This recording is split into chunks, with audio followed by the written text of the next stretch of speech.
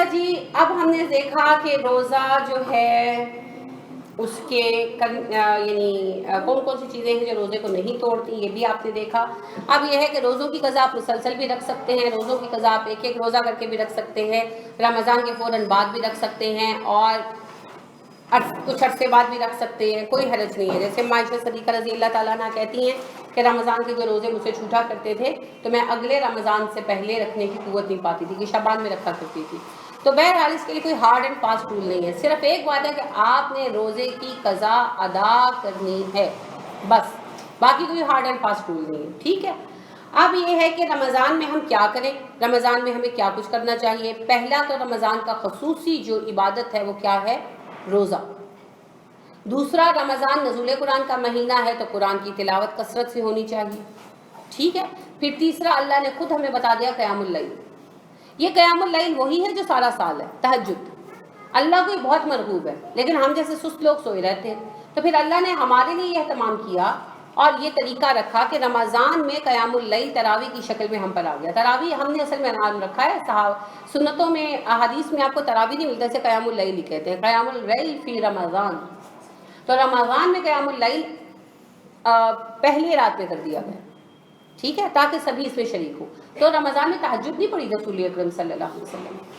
اما عائشہ صدیقہ رضی اللہ تعالیٰ عنہ سے جب پوچھا گیا کہ آپ صلی اللہ علیہ وسلم کس طرح سے کیا کرتے تھے قیام، تو آپ صلی اللہ علیہ وسلم نے فرمایا، اما عائشہ صدیقہ رضی اللہ تعالیٰ عنہ نے فرمایا کہ آپ صلی اللہ علیہ وسلم رمضان ہوتا یا غیر رمضان 11 رکعت نماز پڑھا کرتے تھے، ٹھیک ہے۔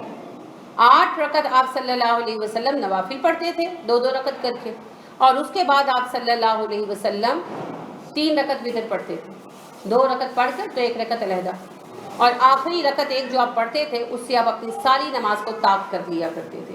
یہ آپ صلی اللہ علیہ وسلم کی روٹین ہے جو اما عائشہ صدیقہ رضی اللہ تعالی عنہا نے ہمیں بتائی، اور آپ صلی اللہ علیہ وسلم نے ہمیشہ اتنی ہی نماز پڑھی۔ البتہ یہ یاد رکھیں کہ یہ جو ہے نا تراویح، یہ نفل نماز ہے۔ سب سے پہلی بات جو آپ کو سمجھنی ہے تراویح کے حوالے سے، تراویح کا اصل نام کیا ہے؟ قیام اللیل۔ قیام اللیل وہی ہے تہجد والا۔ ابھی میں ایک دفعہ کمپلیٹ کر لوں پھر آپ کے سوالوں کی بات۔ قیام اللیل وہی ہے تہجد والا، ٹھیک ہے۔ اب یہ نفل نماز ہے، رمضان میں بھی نفل ہے۔ اگر کسی نے قیام اللیل نہیں پڑھا تو روزے پر اثر نہیں آئے گا۔ جیسے بڑے کہتے ہیں نا جس نے تراویح نہیں پڑھی تو اس کا روزہ آدھا ہے، تو نہیں، روزہ پورا ہی ہے۔ قیام اللیل علیحدہ عبادت ہے، روزہ علیحدہ عبادت ہے، ان دونوں کا ایک دوسرے سے تعلق نہیں ہے۔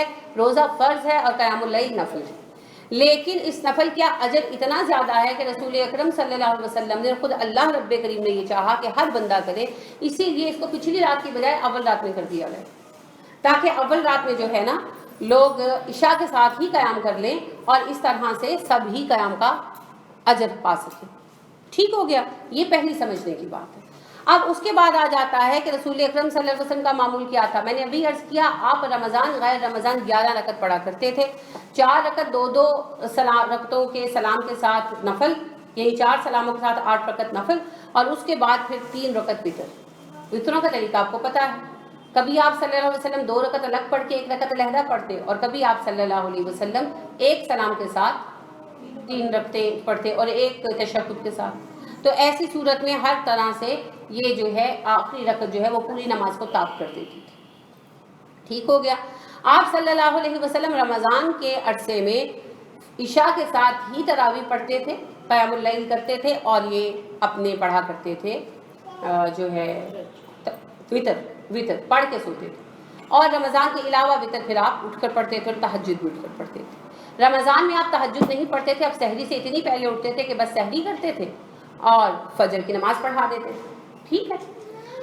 اب ایک اور اہم بات یہ کہ آپ صلی اللہ علیہ وسلم نے قیام اللیل باجماعت بھی کرایا۔ آپ صلی اللہ علیہ وسلم ایک رات نماز پڑھ رہے تھے مسجد نبوی میں قیام اللیل کی، تو رمضان کی حالت میں، تو لوگ آپ کے ارد گرد کچھ لوگ آ گئے، آپ کے ساتھ نماز میں شامل ہو گئے۔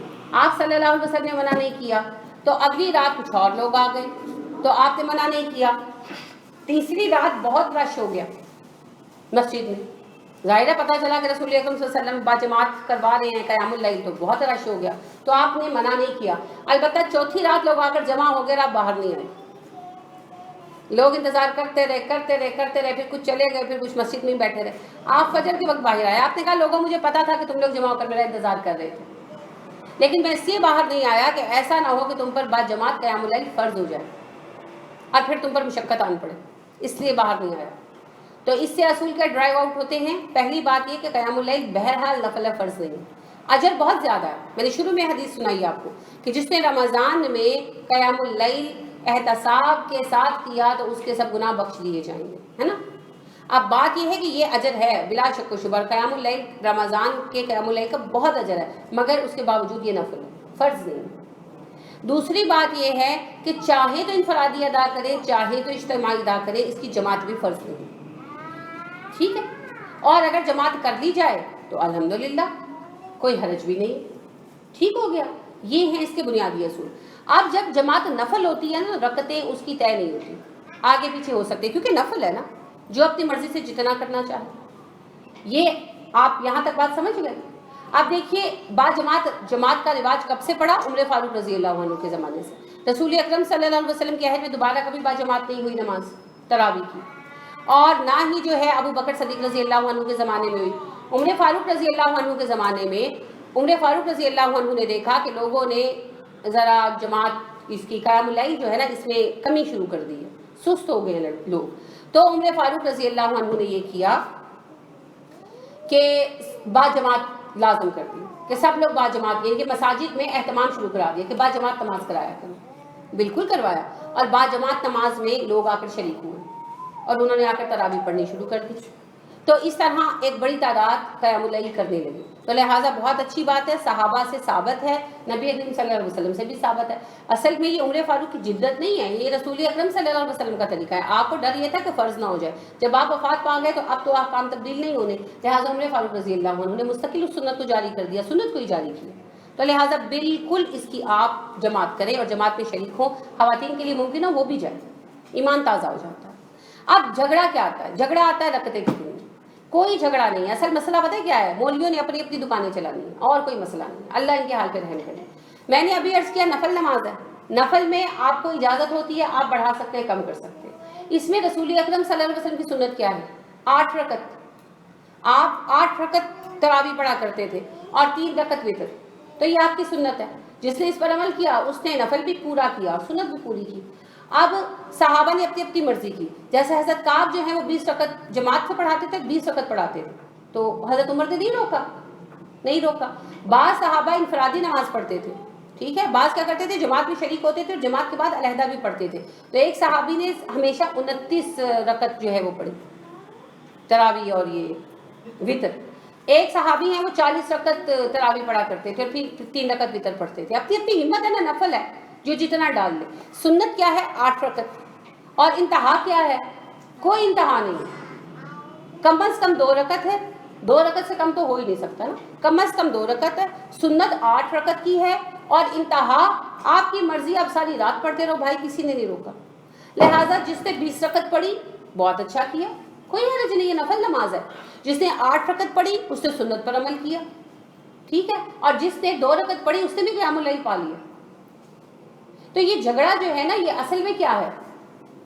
بیکار کا، اپنی اپنی بات اونچی کرنے کے لیے اور اپنے سیکٹ کے لوگوں کو، یعنی کہ لوگوں کو اپنا سیکٹ کا بنانے کے لیے، فرقہ بندیاں پیدا کرنے کے لیے. یہ کوئی مسئلہ نہیں.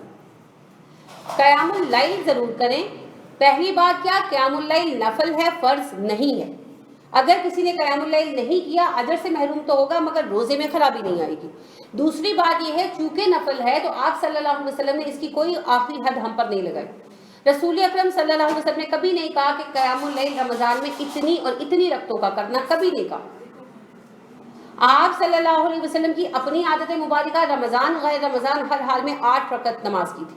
3 رکعت آپ وتر پڑھا کرتے تھے. یہ آپ کی سنت ہے. جو اس پر عمل کرتے ہیں بہت اچھا کرتے ہیں. کم از کم 2 رکعتیں، 2 سے زیادہ کم تو ہو نہیں سکتی. 2 سے زیادہ کی کوئی قید نہیں ہے. اب جنہوں نے 20 پڑھی ہیں یا 22 پڑھی ہیں یا 25 پڑھی ہیں یا 40 پڑھی ہیں، کوئی حرج نہیں ہے، پڑھ سکتے ہیں. آپ کو جس امام کے پیچھے پڑھنے میں مزہ آتا ہے آپ پڑھیں. آپ بالکل اس چکر میں نہ پڑھیں کہ جی یہ سنی مسجد ہے یا وہابی مسجد ہے. آپ اللہ کے بندے ہیں، اللہ کے حکم پر چلیں. آپ 20 رکعت پڑھیں گے وہ بھی درست ہے، آپ 8 رکعت پڑھیں گے وہ بھی درست ہے، کیونکہ نفل نماز ہے. لہٰذا جہاں آپ کو مسجد قریب پڑتی ہے، جہاں آپ کو سہولت ہوتی ہے، جہاں کے انتظامات آپ کو اچھے لگتے ہیں، جہاں کے قاری صاحب کی قرات آپ کو اچھی لگتی ہے، آپ وہاں جائیں اور پڑھیں. ٹھیک ہے، آپ پوچھیے کچھ پوچھنا ہے تو. جی سعودی عرب میں تراویحاں پڑھی ہیں تو اس کے بعد قیام اللیل کا بھی ایک الگ اہتمام ہوتا تھا. کیا وہ اب جیسے ہم یہاں سے تراویحاں پڑھ کے چلے جاتے ہیں تو گھر جا کے ہم دوبارہ میں مطلب چاہ رہے ہیں کہ نہیں سو رہے یا مطلب جاگ رہے ہیں تو ہم قیام اللیل دوبارہ پڑھ سکتے ہیں؟ آپ کی مرضی ہے. دیکھیں اصل میں قیام اللیل نام ہے رات کو نماز میں کھڑے ہونے کا. اب اس میں اصل قیام اللیل تو وہ ہو گیا جو آپ نے مسجد میں کر لیا، وہ ایک بنیادی آپ کا ادا ہو گیا ذمہ. اب اگر آپ گھر گئے، آپ سوتے نہیں، آپ کی روٹین ایسی ہے، آپ کو خواہش ہے، آپ کہتے ہیں رمضان میں نے زیادہ پڑھنا ہے، تو الحمدللہ آپ قیام اللیل کریں. آپ انفرادی طور پر جتنی چاہیے عبادت کریں، آپ کے لیے کوئی پابندی نہیں. آج لوگ کہتے ہیں کہ جیسے یہاں پہ میں نماز پڑھنے آتے ہیں وتر پڑھ کے جاتے ہیں، اب آج لوگ کہتے ہیں کہ وتر پڑھنے تو آپ اس کے بعد نفل نماز نہیں پڑھ سکتے. یہ کیا؟ نہیں، غلط فہمی ہے، غلط فہمی ہے. اصل میں آپ نے جو ایک قیام اللیل شروع کیا، جو تہجد آپ نے شروع کی، وہ تہجد ہی ہے نا اصل میں، وہ آپ نے مکمل کر لی، وہ آپ کی وہاں مکمل ہو گئی. اب گھر جا کر آپ جو نفل پڑھ رہے ہیں وہ اس کا حصہ نہیں ہے، وہ علیحدہ نفل ہے. ٹھیک ہے نا. تو رات میں آپ نے قیام اللیل کیا، ایک آپ نے چیز مکمل کر لی. فرض کریں کہ آپ نے 4 رکعتیں ارادہ کیا، تو 4 رکعت پڑھ کے آپ کیا اور رکعتیں نہیں پڑھ سکتے؟ پڑھ سکتے ہیں نا. اسی طرح سے یہ ہے، ایسی کوئی بات نہیں ہے. آپ نے جو تہجد شروع کی تھی اس کو آپ نے مکمل کر لیا وتر ادا کر کے. اب جو آپ نفل ادا کریں گے وہ اس تہجد کا حصہ نہیں ہوں گے، وہ اس تہجد کا حصہ نہیں ہوں گے، بلکہ وہ ویسے جو ہے آپ کا قیام اللیل ہوگا. چھوڑ کے جاتے ہیں اور پھر گھر جا کے دوبارہ نفل پڑھ لیتے ہیں اور اس کے اینڈ پہ وتر پڑھتے ہیں تو بھی ٹھیک ہے، تو بھی ٹھیک ہے، کوئی حرج. دیکھیے اصل میں وتر کی نماز جو ہے نا، یہ جماعت کی نماز نہیں ہے، یہ تو رمضان کے لیے خصوصیت کر دی گئی.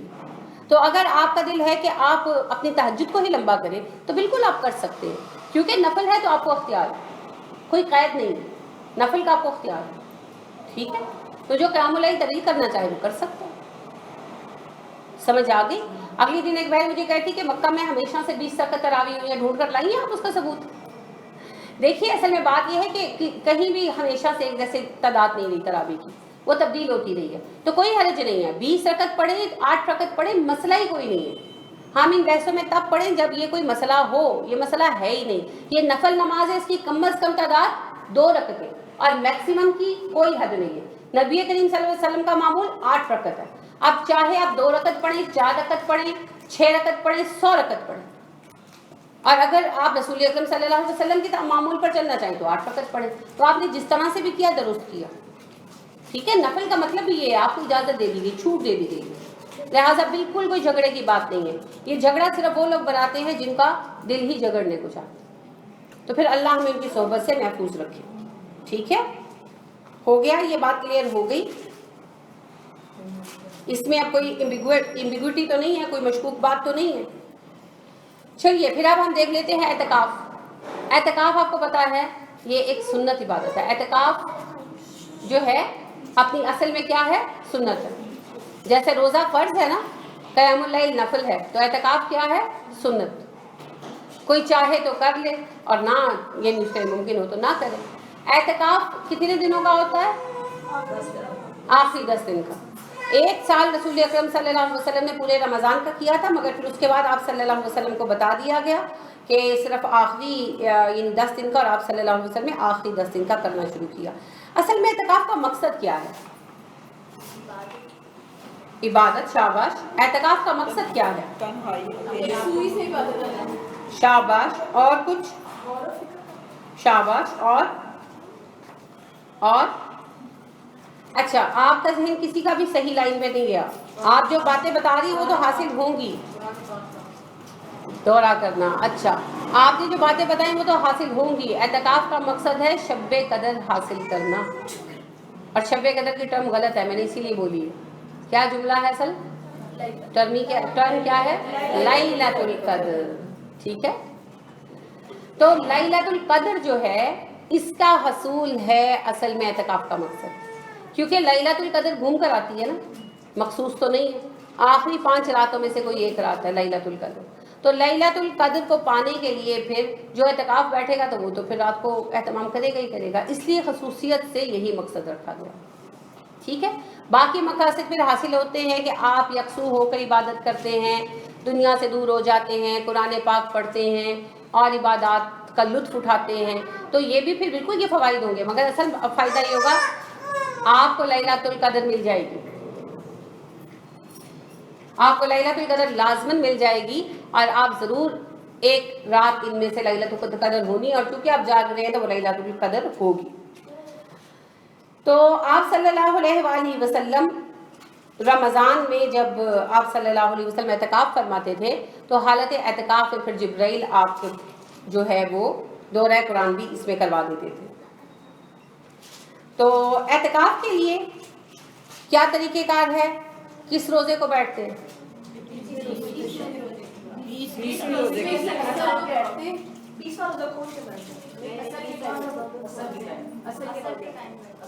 اصل میں بات یہ ہے کہ روزہ جو ہے ہمارے یہاں عموماً 20ویں روزے کی مغرب کے وقت بیٹھ جاتے ہے نا.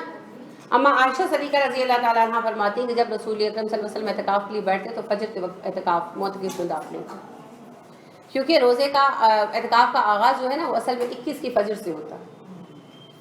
ٹھیک ہے, ہمارے یہاں چونکہ ہر چیز میں افراد اور تفریط پائی جاتی ہے تو احتیاط کی وجہ سے رات کو ہی بٹھا دیتے ہیں.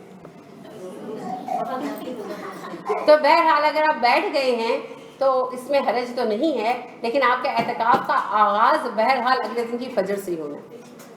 ٹھیک ہے, 21ویں روزے کی فجر سے.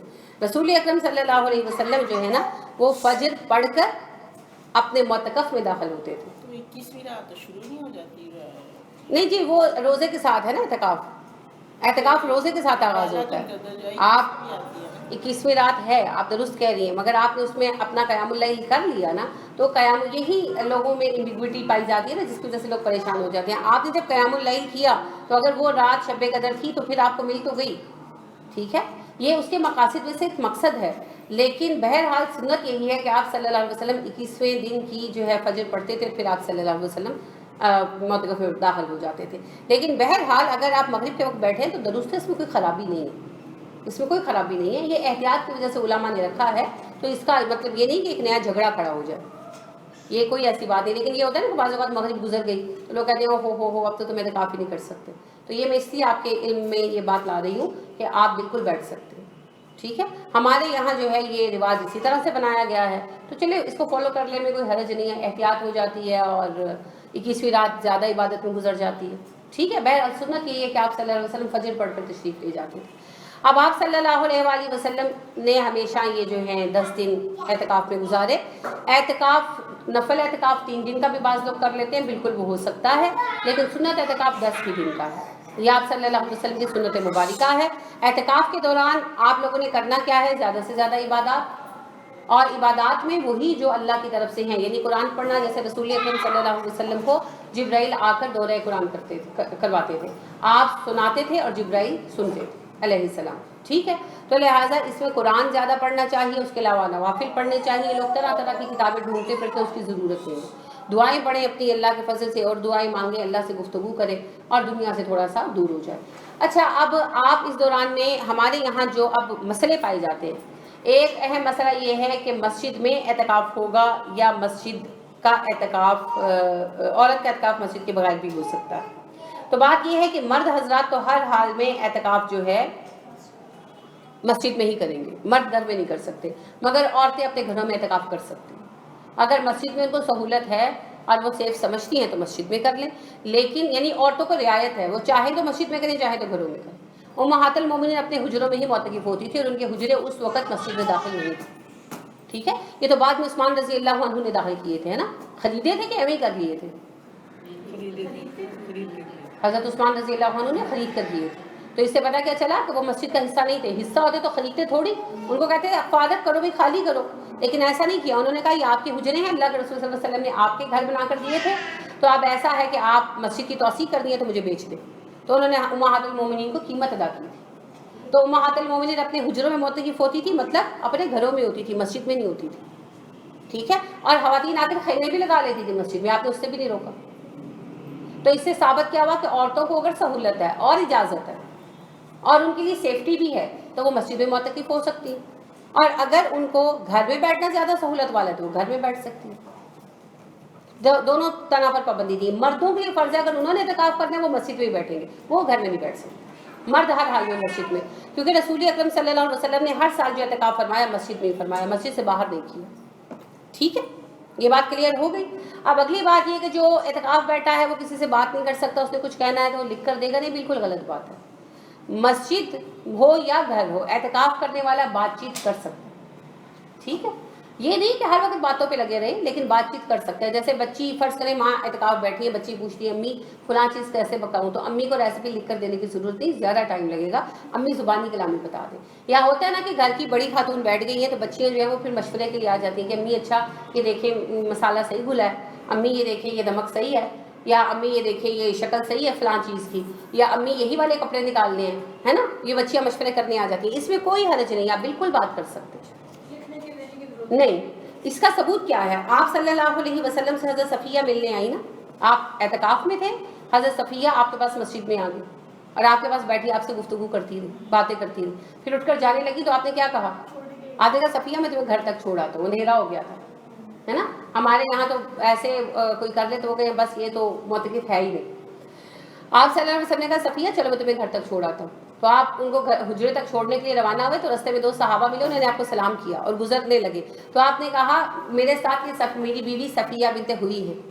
उन्होंने कहा अल्लाह के रसूल सल्लल्लाहु अलैहि वसल्लम हम आपके बारे में ही बुरा सोचते, आपके बारे में ही गुमान करते। आप सल्लल्लाहु अलैहि वसल्लम ने कहा शैतान इंसान के जिस्म में खून बनकर दौड़ता है, यानी आपने वाज़ेह कर दिया कि किसी के दिल में ये ना है कि तो तकाफ बैठ रहा है किस औरत के साथ जा रहे हैं। तो हम तो कहते हैं ना कि नहीं हमारे बारे में सोचना ही अच्छा चाहिए, नहीं हमें खुद भी थोड़ा परहेज़ करना चाहिए, दूसरों को इम्तिहान में डालने का हमें कोई हक़ नहीं।